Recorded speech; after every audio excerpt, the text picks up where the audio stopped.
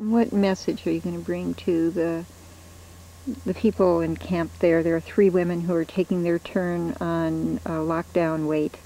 Oh, good. Well, we just want people up here to know that that we need to maintain the blockade down below, right near the highway there. That's our first line of defense.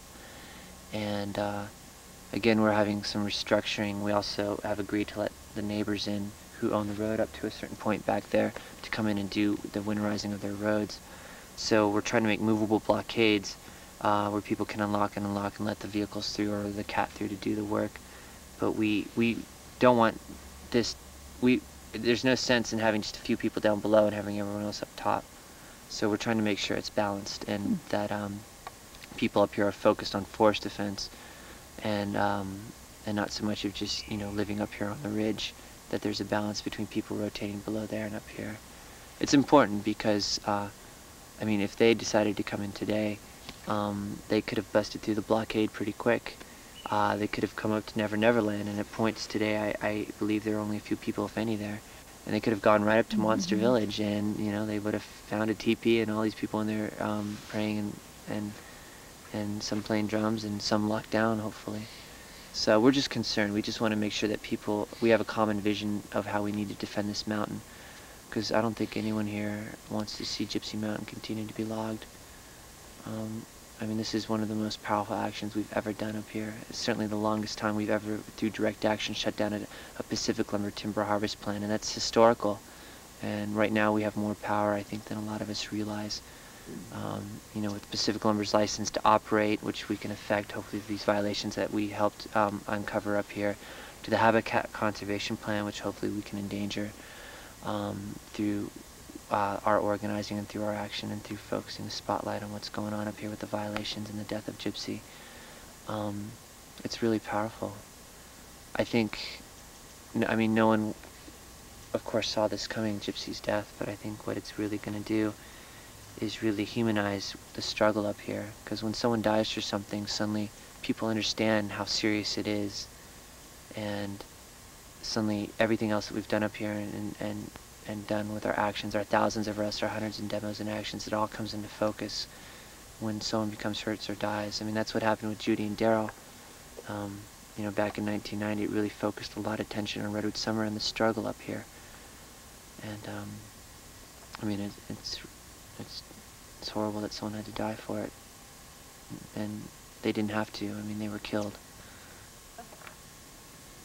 From camp, the people who flew over in the airplane, if it wasn't the military? There were helicopter overflights this afternoon. Yeah. Any idea who that was? Military, or was that camp? Couldn't tell. It could have been PL. What are your expectations? Well, they just opened up the back door, so they're going to roll in here. They just moved the big log over there, so we're thinking they're going to come in the morning then. So what are you planning on doing? Well, hopefully they're not going to make it past the I'm just going to sit around here and do nothing. If they come, what are you planning on doing? Sit around here and do nothing. And how does this protect this road, this apparatus? This is a bipod. It's set up so that I'm leaning back into space here, and there's 2 little cables that are catching me from falling down and splatting on the ground, and they can't drive past those cables on either side because of the trees in the way, and they can't drive through those cables without killing me. Why do you have faith that they care? I don't think they care at all. Who said I had faith that they cared? I'm trying to get it. You're risking your life and I'm nervous. And you're nervous. Okay. Okay. I would say what little faith that we're going on here is that they won't openly and blatantly kill somebody in the open where they got a couple of cameras on them. The other one can maybe be covered up as an accident in the backwoods. This is no accident. With your video camera there, that'd be great. When did they move the log? About 15 minutes ago. All right. All right. Why don't we just stay a little while? Day 19. Ow! They could sneak in at sunrise and try and walk up with everybody sleeping. Get one of those radios that are down. There's a radio at Monster Village. 13, this is Never Never Land.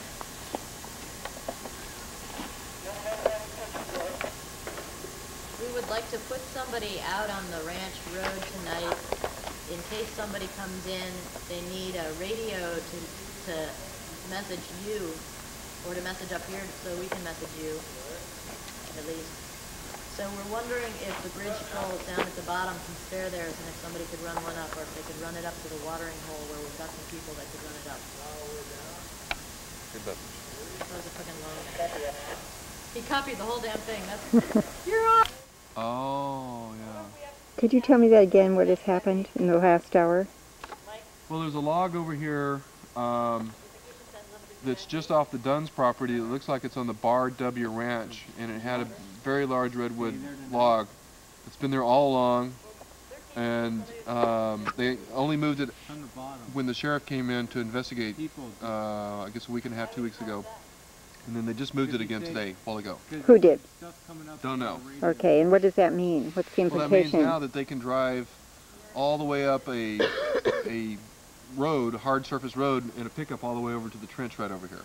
Has the sheriff been up here at all? So they've actually been here 3 times. They came up a Friday and a Saturday. Saturday was the big day. And then they came back the next Thursday, which was... Do they just ignore you? How do they respond to your being here?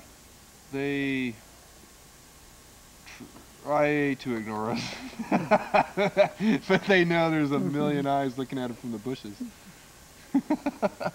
So you disappear when they show up? Is that For the most part. Some do. I do. I didn't.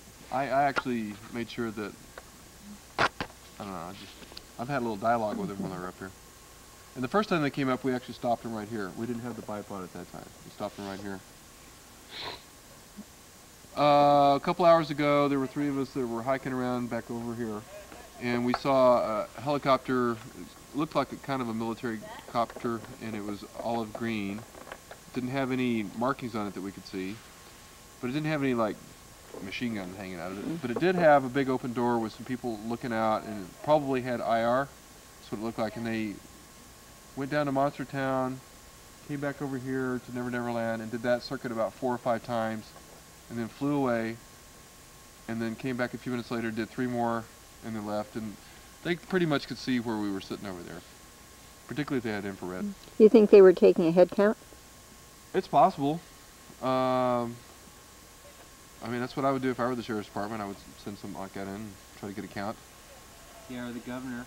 Want to know how many people are on a free state land? Yeah, we actually, I kind of think it might have been Pete Wilson ordered the, one of the National Guard? National Guards to do it, so he could tell Charlie like what's going on in his property. That's what I think. Probably Charles Hurwitz started it.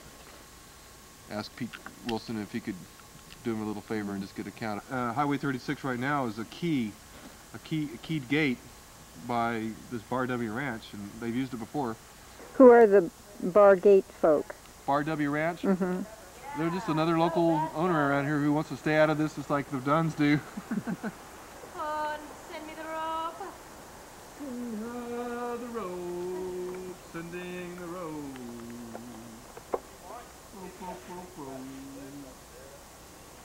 Sending the road.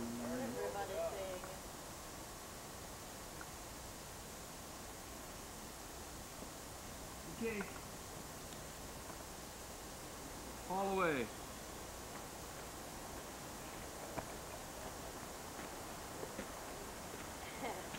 The best lots of Bulgarian folk song. You guys gonna be able to stand that? Yes.